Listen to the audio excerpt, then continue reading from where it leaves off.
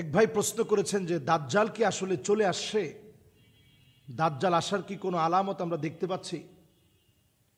আসলে নবী সাল্লাল্লাহু আলাইহি ওয়াসাল্লামের একটা হাদিস থেকে এই বিষয়ে নবীজি সাল্লাল্লাহু আলাইহি সাল্লাম বলছেন যে একটা সময় আসবে, ফিতনাতুদ দুহায়মা, দুহায়মা নামক একটা ফিতনা ছড়িয়ে পড়বে। দুহায়মা এটা কেমন ফিতনা? নবীজি সাল্লাল্লাহু আলাইহি সাল্লাম বলছেন লাতামাতহু লাতমাতান, একটা ঘরও থাকবে না যেই ঘরের ভিতরে ফিতনা ঢুকবে না। আমি যদি আপনাদেরকে এখনই প্রশ্ন করি, লাতমা মানে চটকানা দেওয়া, থাপ্পড় দেওয়া, চপেট আঘাত করা। তো চপেট আঘাত করা এটা তো একবারে, শব্দটা তো একবারে সহজ না, রসুলের জবান থেকে এই শব্দ বের হয়েছে। এই যে মোবাইল, এই ফিতনা এখন ঢুকে নাই এমন কোন ঘর আছে আপনি একটু চিন্তা করে দেখেন। রসুল নিজে হাদিসের মধ্যে বলছেন লাতামাতহু লাতমাতান, সব ঘরে গিয়ে এই ফিতনা চপেটাঘাত করবে। এরপর নবী সাল্লাল্লাহু আলাইহি সাল্লাম বলছেন এই ফিতনা যখন সব ঘরে চপেটাঘাত করবে তখন তোমরা অপেক্ষা করবে, তখন তোমরা শুধু অপেক্ষা করবা। সব ঘরে যখন চপেটাঘাত করা শুরু করবে তখন তোমরা অপেক্ষা করবা দাজ্জাল আসার। দাজ্জাল এর পরেই আসবে, বিয়াউমিন আও গাদিন, ওই দিনই দাজ্জাল আসবে অথবা পরের দিন দাজ্জাল আসবে। এখন এই কথা বলার উদ্দেশ্য আসলে কি? নবী সাল্লাল্লাহু আলাইহি সাল্লাম বিষয়টা এইভাবে কেন বললেন? দিনটা আল্লাহ রাব্বুল আলামিনের কাছে এমন, আমরা অনেক সময় মনে করি যে আসলে একদিনটা কেমন আর আল্লাহর কাছে একদিনটা কেমন। আল্লাহর কাছে একদিনটা হচ্ছে কাআলফি সানাতিন মিম্মা তাউদ্দুন, দুনিয়ার গণনায় একদিন, দুদিন, 3 দিন, 4 দিন, 365 দিনে 1 বছর, এইভাবে 1000 বছর পার হলে আল্লাহর কাছে মাত্র একদিন পার হবে। তো নবীজি এখানে দিন বলতে বুঝিয়েছেন এইরকম ফিতনা লাতামাতহু লাতমাতান, ঘরে ঘরে যখন একটা ফিতনা সবার ঘরে ঘরে ছড়ায় পড়বে এরপরই দাজ্জাল আসবে, বিয়াউমিন হাযা আও গাদিন, ওই দিন অথবা পরের দিন। তো যদি আপনি ওই দিনই মনে করেন যখন এই ফিতনাটা একেবারে চলমান, ওই দিন থেকে যদি আপনি মনে করেন যে এই সময়টা আল্লাহ রাব্বুল আলামিন দিবেন, ঠিক কখন দিবেন এটা আল্লাহ ভালো জানেন, 1000 বছর পরেও হতে পারে, আবার এটা একেবারে রিসেন্ট সময়ের ভিতরে হতে পারে। তবে দাজ্জালের আত্মপ্রকাশের পূর্বে হাদিসের বক্তব্য অনুযায়ী অনেকগুলো আলামত নবীজি সাল্লাল্লাহু আলাইহি সাল্লাম প্রকাশিত হবে বলে নবীজি বলেছেন। দাজ্জাল হচ্ছে কিয়ামতের বড় আলামত। এই আলামত প্রকাশিত হওয়ার পরে একটার পরে একটা তসবির দানা থেকে, অথবা আপনি মালা বলতে পারেন, একটা মালা থেকে যদি পুঁতির একটা মালা, একটা পুঁতি পড়ে গেছে, এরপরে টাস টাস করে যেভাবে পড়তে থাকে এইভাবে করে একটার পর একটা পড়তে থাকবে, একটার পর একটা পড়তে থাকবে। বড় ভয়াবহ অবস্থা হবে পৃথিবীর। এই জন্য এই সময়টা বড় ফিতনামূলক। কিয়ামতের বড় আলামত যখন প্রকাশিত হয়ে যাবে, দাজ্জাল চলে আসবে, মানুষ তখন তেমন বেশি আর সুযোগ পাবে না। এমন অবস্থা হবে দাজ্জাল সব ঘুরে ফেলবে 40 দিনের ভিতরে। 40 দিনের প্রথম দিনটা হবে একটা বছরের সমান, দ্বিতীয় দিনটা হবে একটা সপ্তাহের সমান, তৃতীয়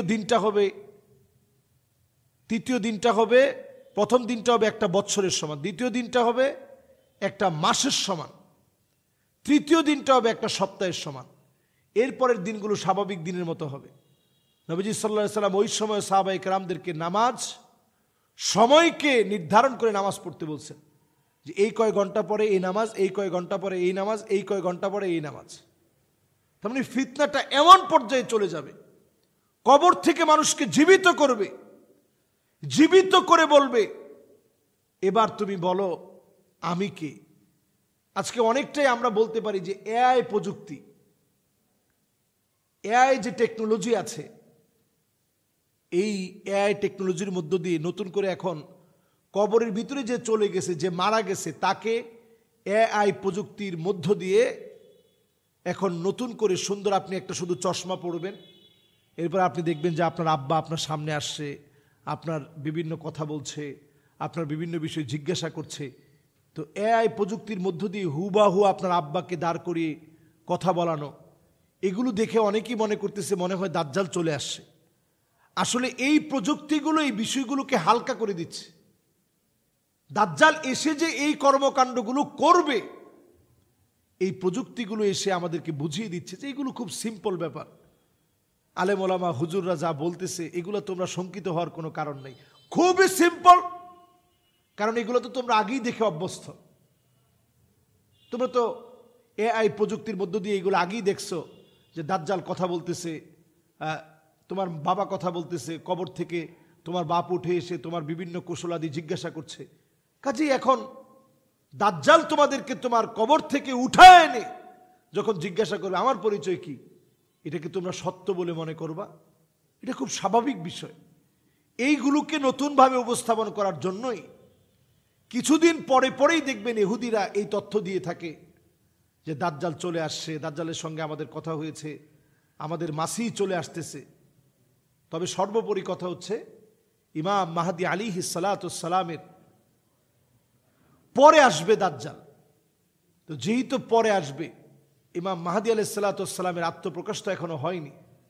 কাজী দাজ্জালের আত্মপ্রকাশ নিয়ে যে সমস্ত কথা আমরা বলি, এটা শুধুমাত্র সতর্কতার জন্য বলবো, যাতে করে ইমানই সতর্কতা বৃদ্ধি পায়, আমার ইমান যেন মজবুত হয়, দাজ্জালের ফিতনা গ্রাউন্ড থেকে যেন আমি বাঁচতে পারি। এজন্য প্রতিনিয়ত বলা।